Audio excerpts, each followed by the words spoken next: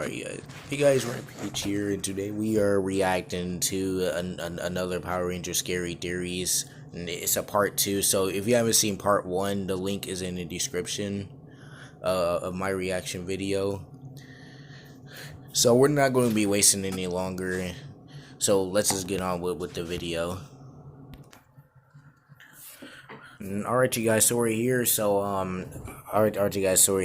like I said, that if you haven't seen part 1 of my reaction of the part 1 of the other video which I did yesterday, then I put it somewhere up on the screen, or I put it somewhere up on the screen, or you can look it up in the description. So without further ado guys, let's get it. Hey Most Amazing Top 10 family, I'm your host Shade Rain, and welcome back to Most Amazing Top 10. Here we are again looking at some of the craziest theories about Power Rangers. On the last list we had some insane theories, and like what happened to the Yellow Ranger, and things that may provide information about an alternate dimension. And you guys like the list so much that we are going to throw another list your way. Today I'm bringing you Top 10 Scary Power Ranger Theories Part 2. If you haven't seen Part 1, then you guys should go check that out right now. Make sure you stick around until the end of the video, because we are going to be doing some more pet shoutouts, which you guys love so much. Remember, if you want me to shout out your pet, you can hit me up on Instagram. Without taking any longer, let's get into this list. At number 10, we have Billy was the Phantom Ranger. You bring in someone called the Phantom Ranger, and it's going to create a lot of questions, especially when that Ranger comes in and beats the hell out of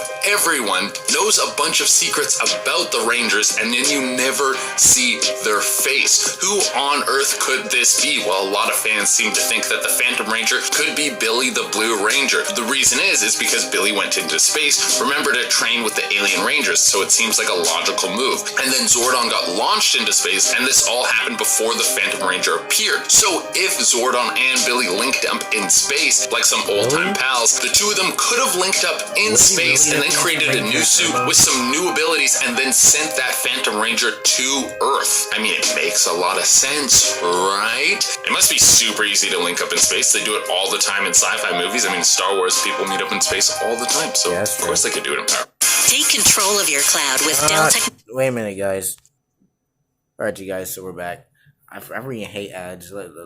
Continue. At number 9, we have Zordon was the White Ranger. Now, we all know that Tommy was the White Ranger with the Tiger Zord, and Zordon made and gave him the power coin to do it, right? The only problem is that Zordon doesn't have the power to make coins. Only Ninjor does. So how could this happen? Well, a lot of people think that Zordon got the original power of the coin and fought as the original White Ranger when Rita and Zed first came on the scene. It wasn't until the Rangers were in peril and Tommy lost his original coin that Zordon realized it was time to pass on the coin to the next White Ranger. That does make a lot of sense. I could see Zordon all decked out, beating the hell out of everyone as that Ranger. That's how it works in most martial arts practices. You start as a student, hopefully become a champion, and then you become a master to pass on your skills. In number 8, we have Kimberly and Skull had a baby. Bulk and Skull were a couple of TV show tropes throughout the show, but we eventually see Skull develop as a character. He eventually grows up and he becomes a really good guy, working as a cop, and he even helps out the Rangers on a couple of occasions. This leads to a tender moment between Skull and Kimberly. Now,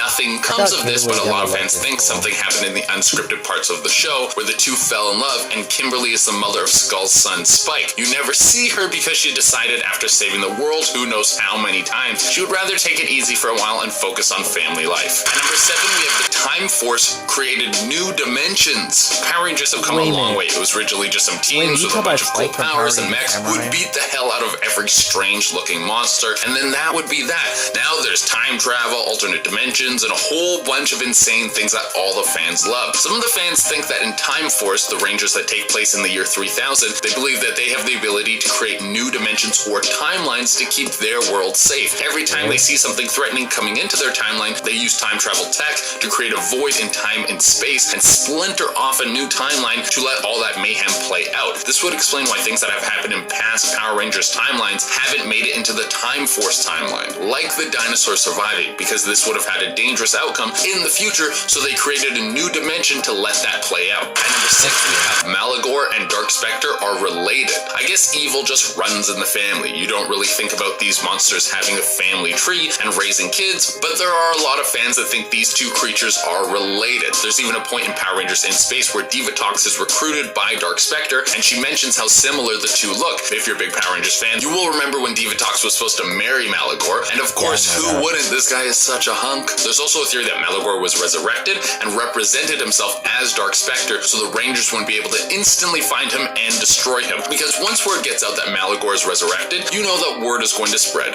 very fast. At number 5, we have Danny died in the SDP timeline. Okay, let's say the multiple timeline thing is correct, and that the Time Force Rangers are able to create new timelines and new dimensions. Well, what if in one of the timelines, Danny D'Angelo, the Wild Ranger, has a daughter named Elizabeth D'Angelo, who everyone calls Z, and then he dies, and Z is forced to live on the streets and become a thief, but then eventually picks up the mantle of the Ranger and becomes the newest Yellow Ranger. This would explain why they both have the same last name, and why Z is living as a thief, just trying to get by because she's an orphan and her father and mother are...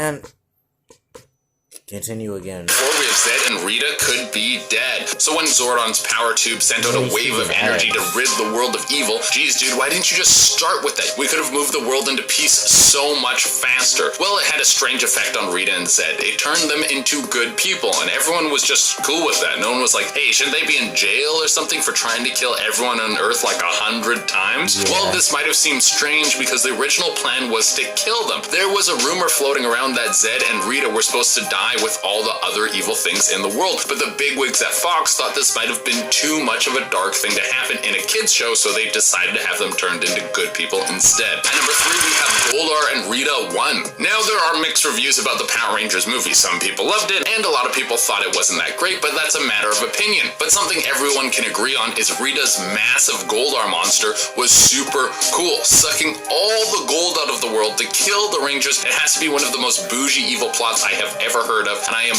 totally on board. Well, after the Rangers get into the Megazord and destroy Goldar and then save the planet, what happens to all that gold? Well, it's just in America, so what would that mean for the rest of the world? Well, some countries' economies are supported purely on gold, so this would cause countries all over the world to become instantly bankrupt, and then we would most likely see the world fall into disarray with so many economies collapsing. The world might topple over because everyone becomes impoverished overnight, so in a way, Rita's plan did work. And number 2, Zed is alive and on Earth in the PRCU. What is the PRCU? Well, it's obviously the Power Ranger Cinematic Universe, of course. Well, there only has been one big budget movie that has smashed into theaters, and it was in 2017, and it doesn't look like we're going to be getting another one anytime soon. Well, that doesn't mean that the universe doesn't exist beyond that movie. I mean, let's have a little bit of fun with this, guys. But there's a scene where you see the Red Ranger crawling across a battlefield, and up in the sky, you can see a long ship that kind of looks like a snake or a dragon. What could this ship be? Well, it's strangely close to Zed's ship, and I think if you're making a Power Rangers movie, you don't make this kind of move by mistake. You know exactly what you're doing. So not only is Zed real in the Power Rangers Cinematic Universe, but he's waiting in the shadows to strike and kill the Rangers, or waiting for some more money to come in so they can make another movie. Can they get Guillermo del Toro something for the next one? I think he would do a really good one after we saw Pacific Rim. Also, shout out to Ivan Ooze. He was in the best Power Rangers movie ever. And for the number 1 spot, we have Megaforce was all a simulation. I mean, I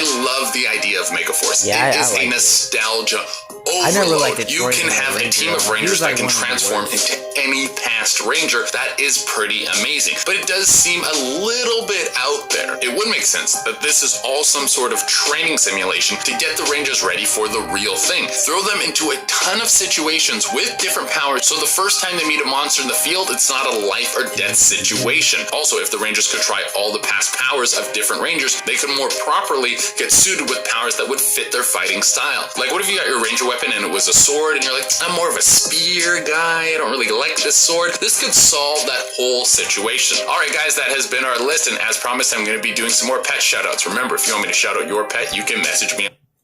Alright guys, so we're going to be skipping the pet. So like part 2 wasn't really that bad. Okay, so like you know, so like you like part 2 wasn't really that bad, but I mean like the one that what he said like with the PRCU. Is there even such thing as a PRCU? Like I've already Googled up the Power Rangers Cinematic Universe. That already shown up, and then when he actually said that Danny died in the SDP timeline, it's called SPD. It's not SDP. I mean, like, does this dude know? Does this guy even know how to spell?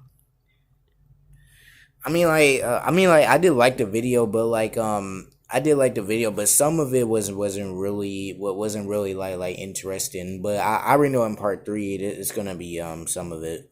Or do you guys thank you guys for watching that? Thank you guys for watching. I hope you guys enjoyed the video. That part three will be released somewhere tomorrow morning or in the afternoon. I don't know, but if you want to watch part one, I'll put the link in the description, so you guys can check that out with part one. So if you guys enjoyed the video, make sure you give it a thumbs up. Rampage out.